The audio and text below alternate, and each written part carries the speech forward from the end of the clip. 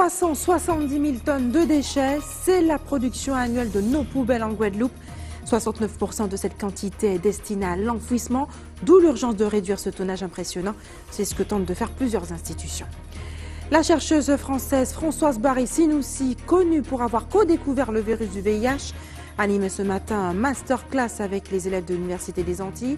Son objectif, parvenir par la recherche et l'information à un monde sans sida. Comment inclure les personnes porteuses d'un handicap? Cette question était au centre du colloque régional de la Semaine européenne des personnes en situation de handicap.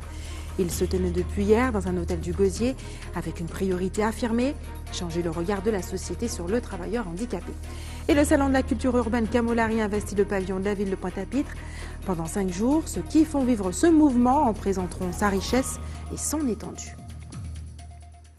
Bonsoir, bienvenue sur ATV Guadeloupe. Je suis ravie de vous retrouver. Les négociations réalisent les activités de la société police. Ce matin, les salariés affiliés à l'UGTG ont alimenté cette première séance de négociation par une proposition.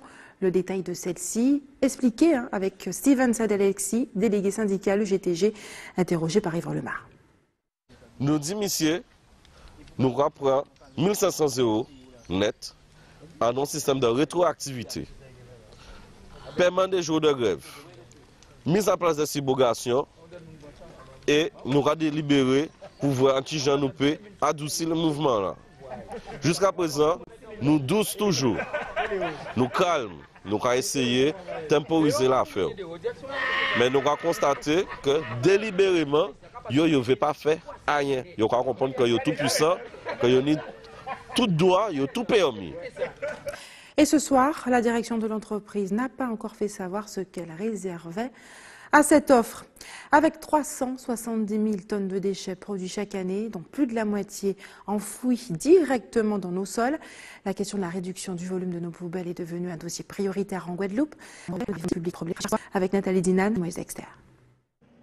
La Riviera du Levant a lancé un vaste plan d'amélioration de la collecte et a installé sur son territoire en Port-Vert, inciter la population à actionner. Ce sont des déchets. La Riviera du Levant voulu, c'est les sons de sensibilisation des déchets pour que les gens viennent dans les déchetteries. Donc on a le fait des ateliers de réparation sur les déchetteries. On a le partage qui organise des gratinariats. Aussi des ateliers anti-gaspillage alimentaire avec Foodil. Et ça sur toute semaine, donc du 18 au 26 novembre. La phase 2 de notre plan d'amélioration de la collecte qui va se dérouler en 2018 sera en fait d'optimiser les bornes d'apport volontaire qui sont déjà sur le territoire de toute la Carle. La communauté d'agglomération de la Riviera du Levant a associé à ses actions Guada Partage. Cette association met en place des gratiférias, ce mouvement qui lutte contre le gaspillage. Les gens amènent des choses, n'importe quel objet, des vêtements, des objets, et ils prennent ce qu'ils veulent. Ce sont des dons, et même pas des échanges, des dons. Vous donnez, vous prenez si vous avez besoin, vous ne prenez pas si vous n'avez pas besoin. On veut éviter le gaspillage. Ça fonctionne très très bien, très très bien. Il y a eu plusieurs gratiférias en Guadeloupe. Il y en a eu à Bémao, il y en a eu à Pointe-Noire, il y en a eu à Basse-Terre, à Pointe-à-Pitre. Le mouvement prend de l'ampleur et entre très bien dans le cadre de la semaine de l'environnement. Jusqu'à la fin de la semaine, des ateliers de réparation, d'anti-gaspillage sont organisés dans les déchetteries installées sur le territoire de la Carle. Et nous nous excusons pour la mauvaise qualité de certaines interventions dans ce reportage dû à une panne technique. Dans le réseau de l'actualité, la chercheuse française Françoise Barré-Sinoussi, dont les travaux menés avec le professeur Luc Montagnier ont permis de découvrir en 1983 le rétrovirus responsable du sida, est actuellement en Guadeloupe en visite à l'Université des Antilles. Elle a animé aujourd'hui un masterclass biologie avec les étudiants concernés par ces filières, une façon de leur donner l'envie de s'investir dans la recherche pour lutter contre ce fléau largement installé chez nous en Guadeloupe. Reportage Linda Kayarsi. Dans cet amphithéâtre, une masterclass exceptionnelle. En tête d'affiche, le prix Nobel de médecine 2008, Françoise Barré-Sinoussi. En 1983, elle obtient le prix Nobel pour sa contribution à la découverte du virus VIH à l'origine du sida. L'objectif pour moi, c'est un petit peu de leur raconter, je dirais, mon histoire à travers ce combat pour la vie finalement, un combat pour permettre aux patients d'être infectés par le VIH, de vivre avec le VIH. Et c'est un peu cette histoire que je vais leur raconter en espérant que ça leur donne des envies des envies pour devenir chercheurs, travailler sur d'autres pathologies durant leur carrière dans le futur. Un honneur pour ces étudiants de classe préparatoire en biologie de rencontrer l'éminente chercheuse française en virologie de l'Institut Pasteur. Démonstration de l'intérêt de la culture scientifique, mais surtout de son importance dans le monde actuel. Vous savez, moi je dis toujours que les laboratoires de recherche qui n'ont pas de jeunes chercheurs sont des laboratoires qui meurent. Le jeune chercheur est là, il arrive, je dirais, avec beaucoup de connaissances qu'il a appris sur les bancs de l'université, mais aussi beaucoup de naïveté quelque part. Et cette naïveté aboutit à des nouveaux concepts, des nouvelles idées que les chercheurs beaucoup plus seniors ne pensent parfois plus, parce qu'ils sont là dans leur sujet de recherche pendant des années et ils ne voient plus certaines questions qui pourtant sont majeures. L'intervention du prix Nobel à l'Université des Antilles, symbole d'un nouvel espoir scientifique d'un monde sans sida. La Guadeloupe et la Guyane sont les deux territoires de France les plus touchés par le VIH. En Guyane, les candidats au transport de cocaïne ingérée sous forme de billets des services des douanes et de la police des airs. Un séminaire de réponse a lieu en son. La coopération transfrontalière serait l'une des solutions. Reportage Gaël Ouassim et Chris Laure-Phillips. Lutter efficacement contre le trafic des stupéfiants sur le plateau des Guyanes passe par une coopération transfrontalière. Ce matin, plusieurs délégations étaient réunies dans un hôtel de Cayenne. Pour le Guyana, pas d'extradition au menu. Les criminels devraient purger leur peine dans le pays qui les a condamnés. Dans notre système judiciaire, les étrangers sont traités de la même manière que les natifs. Donc si vous commettez une infraction au Guyana, vous serez jugé et si vous devez être incarcéré, vous y purgerez votre peine.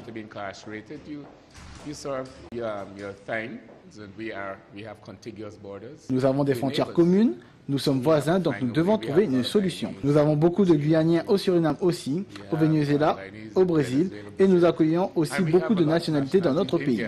Donc c'est un problème que nous devons régler en tant que voisins. Le Suriname, quant à lui, exprime le souhait de bénéficier des avantages que lui procurerait un partenariat européen. And our population, our citizens are getting hurt about crime. Nous sommes des pays voisins et nos populations souffrent de ces crimes commis en Guyane française et au Suriname. Et les personnes qui commettent ces crimes se cachent d'un côté ou l'autre de la frontière.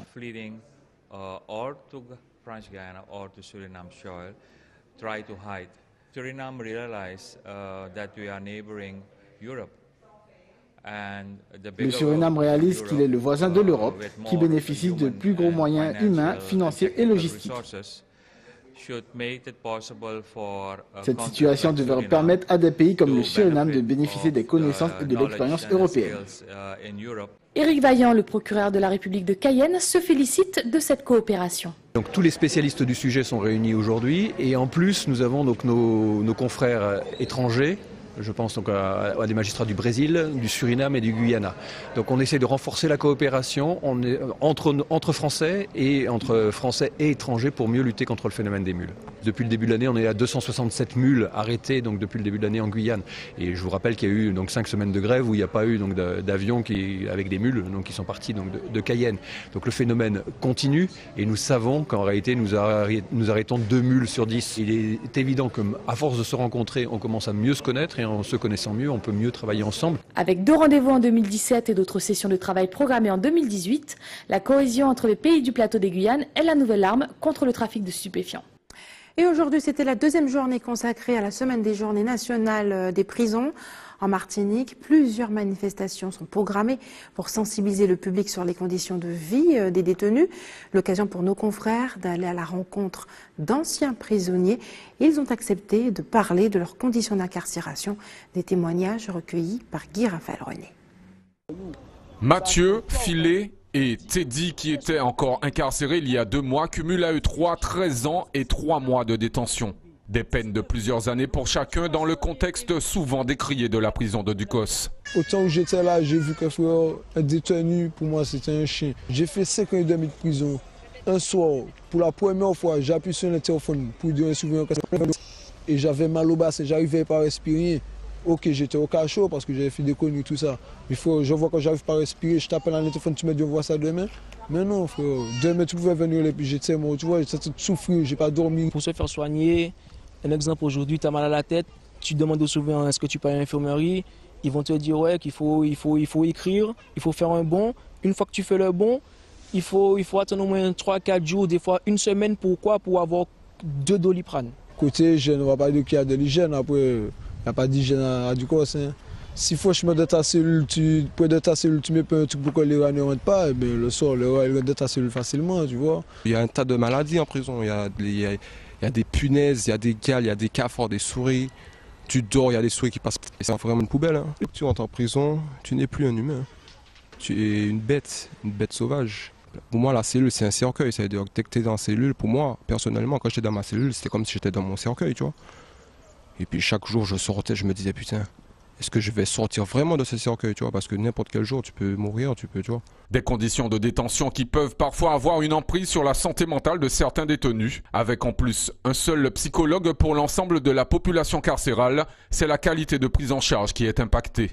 Pour pallier ce manque, Christiane, visiteur de prison comme une quinzaine d'autres bénévoles en Martinique, prête son oreille attentive aux détenus qui en ont besoin. Nous recevons la personne détenue au parloir avocat et nous échangeons, ça peut être une demi-heure, ça peut être un quart d'heure, ça peut être 2 heures, ça dépend des besoins de la personne détenue. Certaines personnes ont eu des formations pour la prévention du suicide. Ce qui est sûr, c'est que, bon, moi je dis toujours, dès que vous voyez que la personne change d'attitude, c'est qu'il y a certainement un problème et il vaut mieux à ce moment-là faire un signalement. On fait un signalement à la personne qui est chargée du dossier de la personne détenue. Nous faisons de la prison ne favorise pas des conditions de détention décentes. Aujourd'hui, cet établissement a besoin de détenus qui soient occupés, de détenus à qui on offre une nouvelle chose, des formations diplômantes. Si vous formez quelqu'un à être électricien, si vous formez quelqu'un à être maçon, si vous formez quelqu'un à être mécanicien, si vous formez quelqu'un à être carreleur, il a plus de chances de trouver un travail demain en sortant. Donc c'est pas ça aujourd'hui à Ducos, on ne forme pas à ça. Si vous mettez en place suffisamment de personnel qualifié pour une meilleure, vous avez des gens qui vont sortir peut-être moins fragilisés psychologiquement que ceux qui étaient en prison. Selon les représentants syndicaux au centre pénitentiaire de Ducos, 40% des détenus auraient des profils psychiatriques inadaptés à la prison. Et le député Max Mathiazin a interpellé le gouvernement sur la traite des Noirs en Libye. Lors de la traditionnelle séance de questions au gouvernement qui a eu lieu cet après-midi à l'Assemblée nationale, le député guadeloupéen a interrogé le Premier ministre sur l'implication de l'État français dans ce dossier. On écoute un extrait de son intervention ovationnée par de nombreux élus. La parole est à Monsieur Max Mathiazin. Merci Monsieur le Président. Ma question s'adresse au Premier ministre. Cette question s'adresse à toute la représentation nationale que nous sommes. Cette question s'adresse à la France, pays des droits de l'homme, aux femmes et aux hommes d'aujourd'hui, mais aussi à la postérité. Sur la planète, j'ai connu ma grand-mère. Ma grand-mère m'a raconté son grand-père. Il est né en Afrique, un homme libre. Il a été capturé et vendu. Il est arrivé en Guadeloupe en esclave. Il est mort après l'abolition de l'esclavage et cela se passait en colonie française. D'aucuns pensent que la traite d'êtres humains et d'esclaves ont disparu au XIXe siècle, mais il n'en est rien. Aujourd'hui, en Libye, des migrants africains en route vers l'Europe sont vendus aux enchères comme esclaves par des trafiquants. C'est cette tragédie que vient de révéler au monde la chaîne américaine CNN de reportage qui... Alors pour moi, comme pour beaucoup de nos compatriotes des Outre-mer et de l'Hexagone, c'est une réalité qui fait partie de ma mémoire, de notre mémoire, de ma vie, de notre vie, de la culture qui nous façonne tous. Mes chers collègues, n'est-ce pas dans cet hémicycle même qu'a été votée en 2001 la loi reconnaissant la traite et l'esclavage comme crime contre l'humanité? La France et l'Union européenne doivent réagir face à ce drame humanitaire insoutenable qui sévit en Libye et dans d'autres pays, et nous les connaissons. Monsieur le Premier ministre, comment la France, pays des droits de l'homme, va-t-elle intervenir pour faire cesser ces horreurs le plus vite? Il s'agit là d'une urgence absolue. Et ces images diffusées la semaine dernière par CNN qui prouvent que l'esclavage des Noirs existe encore bel et bien dans certaines parties du monde continuent de susciter une vague d'indignation. Et vous, comment avez-vous reçu cette nouvelle? Nathalie Dinan et Moïse Dexter ont cherché à le savoir. On écoute vos réponses. Ce qui est parce que les réseaux sociaux font véhiculer les images et des informations beaucoup plus rapidement. Mais on sait toujours qu'il y a des choses comme ça qui existent partout dans le reste du monde. Donc après, en fonction des mobilisations d'autorités, des gouvernements de certains pays. Mais c'est horrible, je veux dire qu'en 2017, on n'ose même pas y penser, quoi. Je pense que l'être humain n'a rien compris, quoi. Je crois que je sais pas, j'ai pas de mots pour vous dire. C'est pas de mots, c'est plus qu'une horreur, je sais pas, on peut pas qualifier ça, quoi. Mais les choses qui se font, ce sont la nourriture, les viandes, des trucs comme ça, voilà, quoi. Mais c'est pas des gens, voilà. Mais les gens sont pas des animaux, quoi. Ce sont des animaux qu'on vend, quoi. Ça nous fait mal de voir ça nous fait mal. Est-ce que vous imaginiez ça en 2017? Non, bien sûr, pas du tout, pas du tout. Quelque part, on se dit, on parle de l'esclavage moderne, mais comme ça, encore comme avant, c'est clair qu'on ne le pensait pas.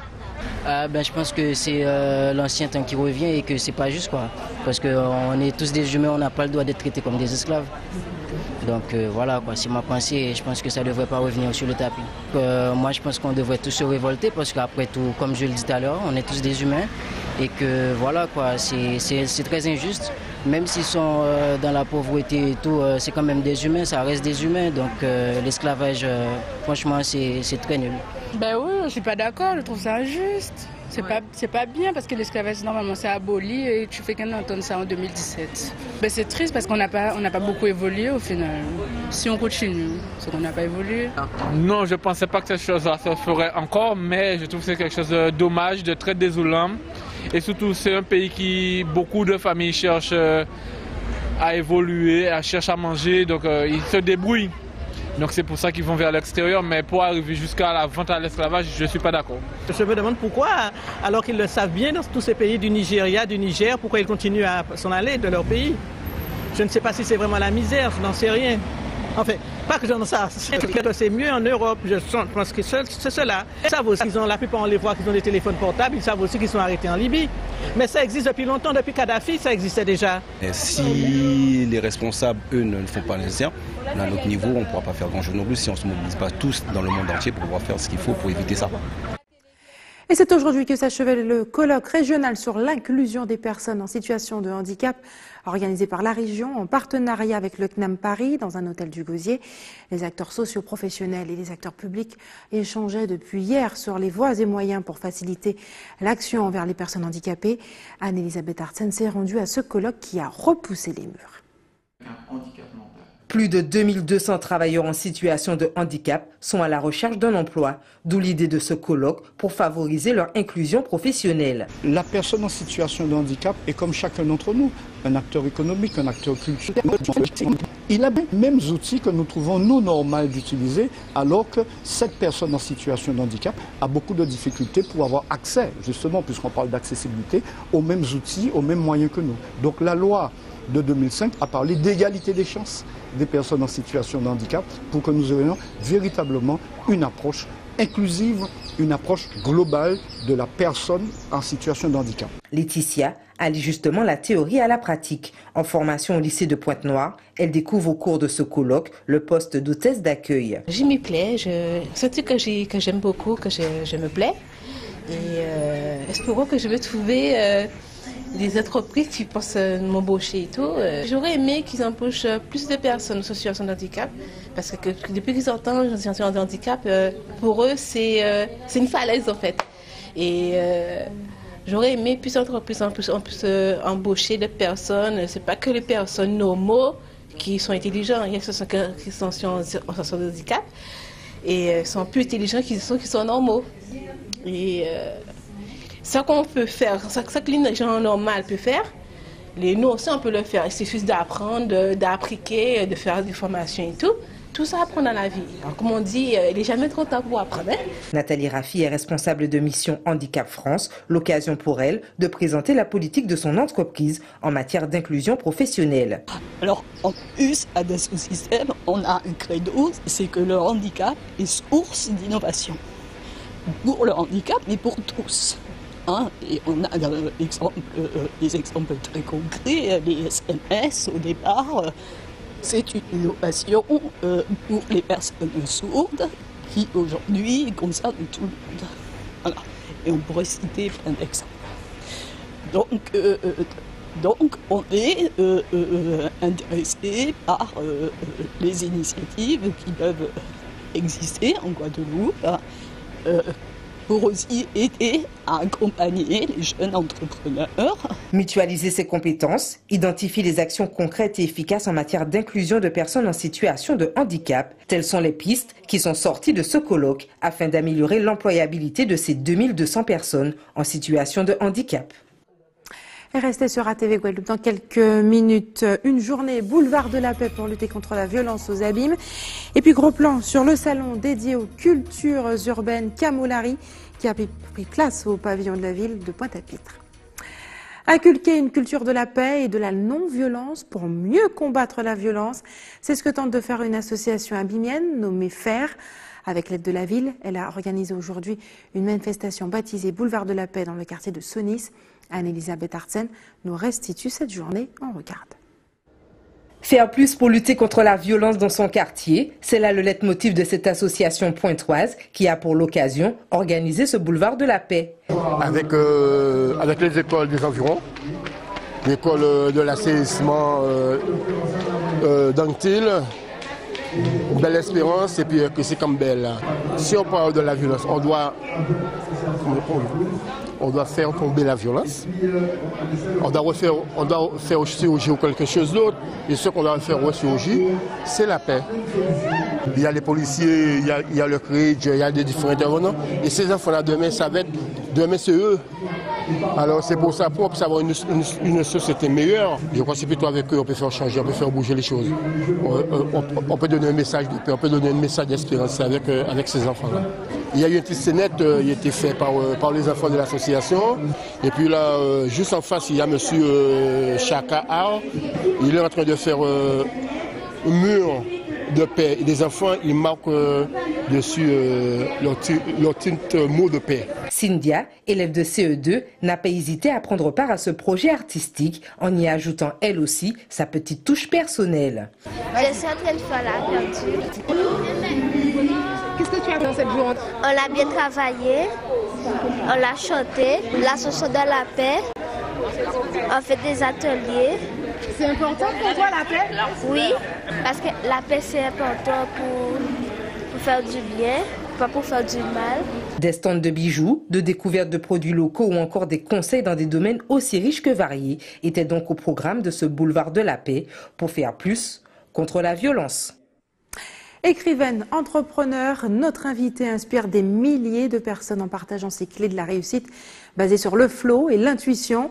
Originaire de Bouillante et aujourd'hui basée à Londres, elle revient en Guadeloupe pour encourager l'entrepreneuriat tout en étant soi lors d'un petit déjeuner rencontre qui sera organisé ce samedi 25 dans un hôtel d'EDL. Livia Carrero, bonsoir. Bonsoir. Merci d'avoir accepté notre invitation. Nous sommes ravis de vous recevoir ce soir. Vous n'êtes pas coach, entrepreneur, écrivaine. Comment définiriez-vous votre métier? Un peu tout. En fait, je me définis comme écrivaine dans un premier temps parce que j'écris tous les jours. J'écris tous les jours, je publie tous les jours un peu tout ce qui me vient, tout ce qui m'inspire. Et j'ai une petite âme de philosophe, c'est-à-dire que je vais analyser un peu ce qui m'arrive dans ma vie sur différents sujets et je vais finalement les transmettre aux personnes qui me suivent. Et par ce biais-là, j'inspire pas mal de personnes qui ensuite vont passer à l'action. Plus de 10 000 personnes sur Facebook vous suivent, moi également. Oui. Ces principes, vous voulez que vous transmettez, vous les appliquez. Racontez. Oui, en fait, j'ai travaillé à la Cité pendant quelques années après mes études. Et j'ai compris que même si c'était super, même si c'était un super job, j'avais plus à faire que ça. J'avais envie de créer quelque chose qui était à moi. Et c'était finalement la paix de la créativité, j'ai envie de dire. Je me suis Je me suis écoutée, j'ai écouté mon intuition, j'ai écouté mes envies et ça m'emmenait à chaque fois vers l'écriture, vers le fait de partager mon message haut et fort tous les jours, soit à l'écrit mais aussi à l'oral parce que je fais beaucoup de vidéos, je fais des conférences également et je pense que dans tout ce parcours, ce qui est vraiment revenu à chaque fois, c'était l'idée de créer des choses en étant moi-même, sans forcément suivre des codes, sans forcément respecter des règles, mais juste en étant moi. C'est parti de quoi, l'envie d'être heureuse ? L'envie de m'accomplir, je dirais. L'envie de vivre une vie où je suis vraiment fière d'avoir vécu et créé tout ce que j'avais envie de créer. Donc ça passe par le bonheur, oui, mais c'est l'idée qu'à la fin, je sais pourquoi j'étais sûre. Ok, ce samedi, vous animerez justement vous serez l'animatrice d'un petit déjeuner organisé dans un hôtel de DL, Tanda Caillou. À qui s'adresse ce petit séminaire? En fait, c'est un séminaire que j'ai fait pour les entrepreneurs qui me suivent ou mes auditeurs, parce que je me suis dit qu'en Guadeloupe, il devait y avoir quelques personnes intéressées par me rencontrer. Il y a eu tellement de succès qu'en même pas quelques heures, toutes les places étaient prises. Et c'est l'idée pour moi de me rapprocher un petit peu de ma communauté ici, puisque je viens en Guadeloupe de temps en temps et j'ai pas mal de personnes qui me suivent dans les DOM. Donc c'était juste une façon d'échanger plus directement. Et la Guadeloupe me tient beaucoup à cœur. J'aime bien revenir, j'aime bien transmettre. Encore aujourd'hui, je transmettais dans un lycée ici à Pointe-Noire. Donc c'est très important. Vous parlez d'entrepreneuriat, d'entreprendre avec l'intuition et le flow, mais qu'est-ce que c'est ? En fait, le flow, c'est cette idée de faire les choses comme on le sent et d'une façon qui est fluide pour nous. Donc sans forcément respecter des codes, en essayant au maximum de s'écouter soi et de faire ce qu'on sent juste. Donc ça passe par des décisions qu'on prend au jour le jour, par le fait aussi de faire des tâches qui sont... Ça veut dire l'absence de tâches pénibles ? Au minimum, oui. C'est l'idée de minimiser ce qui n'est pas... ce qui est de la souffrance, entre guillemets, de maximiser un peu la le plaisir. La souffrance qu'on associe au travail. Exactement, c'est ça. Pas de labeur, que du plaisir. Toute cette aventure, en tout cas, vous a amené à écrire un livre qui est en cours d'édition à la maison Erol, que va nous apprendre ce livre, qui sort bientôt le 8 mars. Il sort le 8 mars pour la journée de la femme. En fait, c'est un livre qui porte sur le fait qu'être soi suffit à accomplir ce qu'on veut accomplir. Pas besoin de se travestir, pas besoin d'essayer d'être quelqu'un d'autre. La personne qu'on est a déjà toutes les ressources pour accomplir ce qu'elle veut accomplir. Et c'est ce que je vais transmettre dans ce livre-là. Merci Livia Carrero d'avoir accepté de répondre à nos questions. Je rappelle que ce rendez-vous aura lieu ce samedi 25 dans un hôtel de DL, peut-être d'autres dates de prévues en Guadeloupe. Oui, on va voir parce qu'il y a tellement de demandes qu'on réfléchit à faire une autre date avant mon départ. Donc oui, on vous tiendra au courant. Vous écrivez beaucoup, donc vous aimez forcément lire. Il paraît que c'est bon pour la santé, selon certains spécialistes. Ça permet de prendre soin de sa santé mentale. À la médiathèque de Lamentin avait lieu aujourd'hui la première édition de Lire en folie, en présence de plusieurs auteurs guadeloupéens qui ont présenté leurs œuvres et ont échangé aussi avec le public, petits et grands. On regarde le reportage d'Yvan Lemar. Superbe.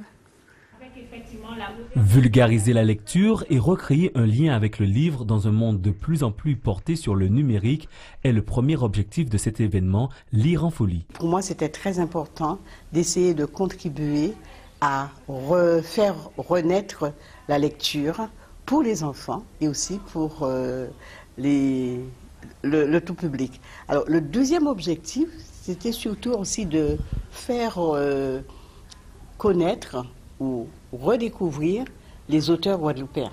Parce que nous avons en Guadeloupe beaucoup de gens qui écrivent des livres de jeunesse, qui écrivent des romans, qui écrivent des essais. C'est dans cet esprit qu'à la médiathèque, nous avons voulu déjà faire la manifestation ici et surtout en collaboration avec des éditeurs. Des ateliers rencontres avec des écrivains ont été organisés pour les scolaires, une occasion pour les auteurs d'avoir un espace dédié à l'échange avec la jeunesse. On a très peu d'espace, même si on va à l'école, d'échanger directement avec un auteur, parce que le livre, bien souvent, se retrouve classé dans une médiathèque, installé dans une librairie. On n'a pas forcément cet élan d'aller vers le livre, parce que c'est aussi une culture d'aller vers le livre. Donc je pense que le lien de la parole peut amener au lien vers le livre et ensuite vers une compréhension de soi-même et de ce que l'on est. Pour clôturer Lire en folie, une rencontre débat et des séances dédicaces avec les auteurs guadeloupéens pour le grand public sont prévues samedi à la médiathèque de Lamentin. Et c'est l'événement culturel de cette semaine, le Salon de la culture urbaine Camolari investit le pavillon de la ville de Pointe-à-Pitre depuis hier soir. Pendant 5 jours, ceux qui font vivre ce mouvement en présenteront sa richesse et son étendue. Reportage Linda Kayersi.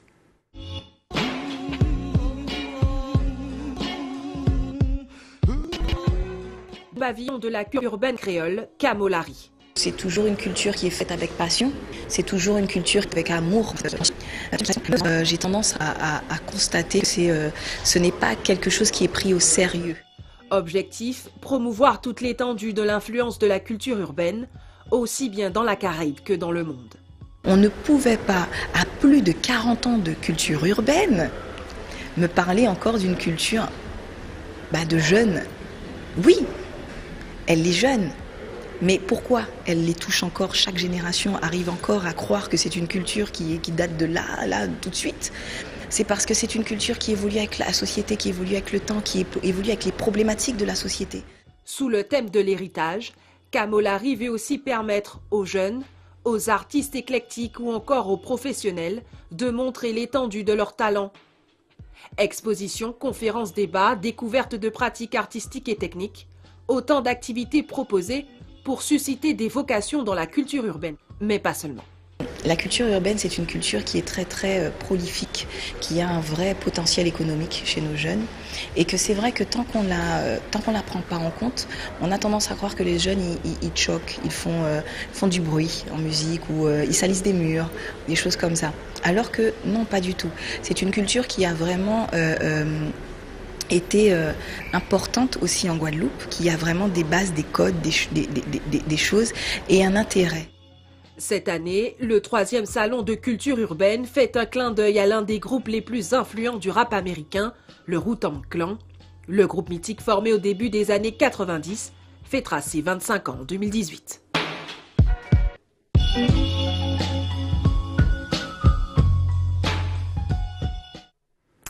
Et c'est l'heure des informations pratiques. Maintenant, faites des réserves d'eau si vous habitez à Sainte-Anne. Des coupures sont prévues demain dès 18h avec un retour à la normale prévu le lendemain, le jeudi, dès 6h du matin.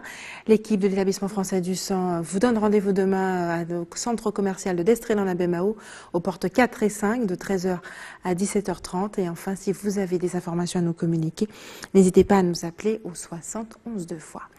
Et voilà, c'est la fin de notre édition locale et régionale. Mais avant de se quitter, je vous rappelle les principaux titres de ce mardi 21 novembre. Nous l'avons vu ce soir, l'urgence de réduire le tonnage de déchets que nous produisons en Guadeloupe, 370 000 tonnes chaque année.